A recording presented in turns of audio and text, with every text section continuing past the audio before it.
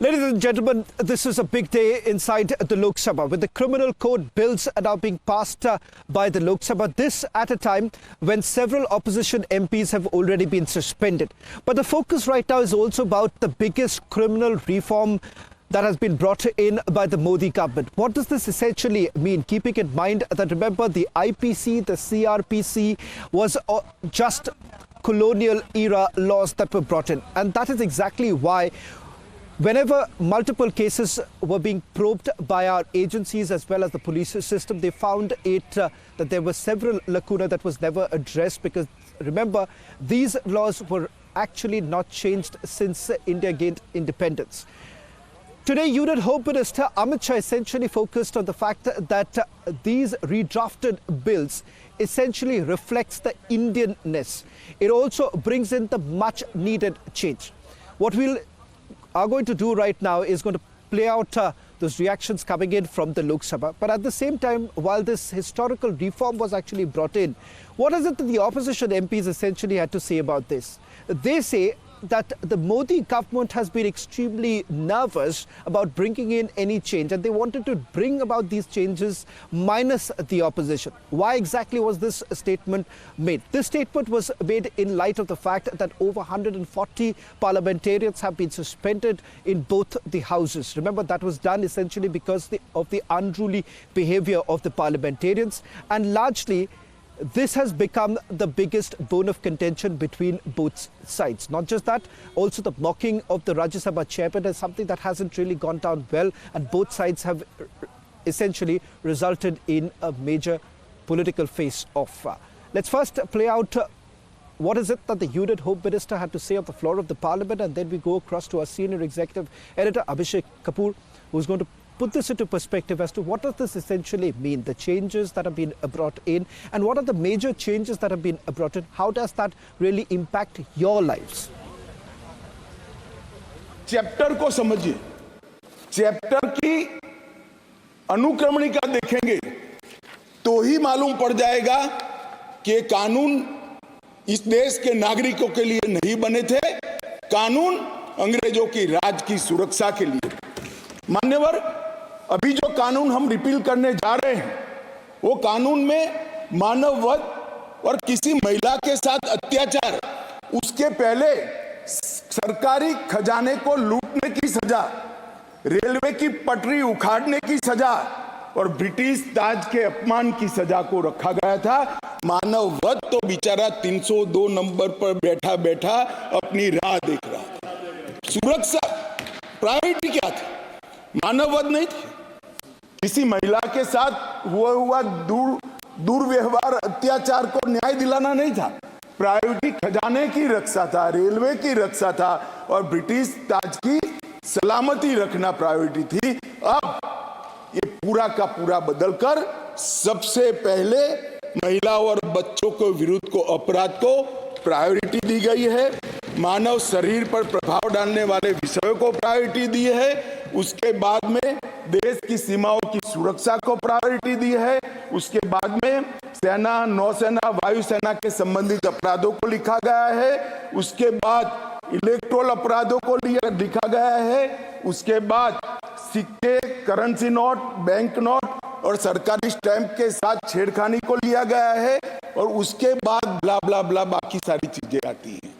तो पहली बार हमारे संविधान का जो स्पिरिट है, वो स्पिरिट के हिसाब से कानून अब मोदी जी के नेतृत्व में बनने जा रहा है। मुझे गौरव है कि तीनों कानूनों को 150 साल के बाद बदलने का और वो बिल को पायलट कर इस सदन में लाने का गौरव मुझे प्राप्त हुआ है। मान्यवर, जो कहते थे कि हम नहीं समझते हैं, मैंने कहा कि अगर मन खुला रखोगे और मन भारतीय रखोगे तो समझ में आ जाएगा।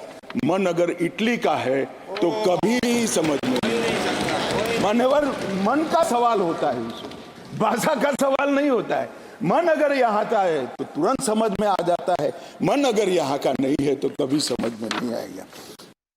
इस सदन को कहना चाहता हूँ कि 2014 में नरेंद्र मोदी सरकार आने के बाद एक लंबे अरसे बाद अटल जी की सरकार ने भी ये प्रयास किया था, परंतु एक मिलीजुली सरकार थी, कई प्रकार की इसमें कठिनाइयां भी आती थी, मगर लंबे समय के बाद 2 बार इस देश की जनता ने ऐसी सरकार चुनी जिस सरकार ने अपने पूरे मैनिफेस्टो को अक्षरशः लागू करने का काम किया है, और जिस मैनिफेस्टो को मैंडेट किया था इसको लेकर फिर से जनता के सामने जाएंगी।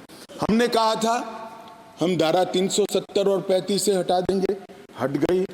हमने वादा किया था आतंकवाद, उग्रवाद और के खिलाफ जीरो टॉलरेंस की नीति सरकार बनाएगी और सुरक्षा कर्मियों को फ्री हैंड देंगे, हमने दिया। इसके कारण 3 हॉटस्पॉट जम्मू कश्मीर, वामपंथी उग्रवादी क्षेत्र और उत्तर पूर्व में हिंसक घटनाओं में 63% की कमी आई है और मृत्यु में 73% की कमी आई है, और पूर्वोत्तर से 70% से ज्यादा क्षेत्र से अब सपा को हटा लिया गया है। जिन्होंने अपने एजेंडा में रखा था कि हम अब सपा हटाएंगे, वो ऐसी स्थिति का निर्माण नहीं कर पाए। हमने नहीं रखा था, अब सपा को हटाया नहीं है, परंतु हमने इसके अमल को रिस्ट्रिक्ट करने में सफलता प्राप्त करी है, क्योंकि वहां कानून और व्यवस्था की परिस्थिति ठीक हुई। Union Home Minister essentially emphasizing the fact that these redrafted bills reflects the Indianness, the Indian constitution and the much needed reforms. So if you're essentially thinking at what are the changes that have been brought in, how does this really impact your and my life?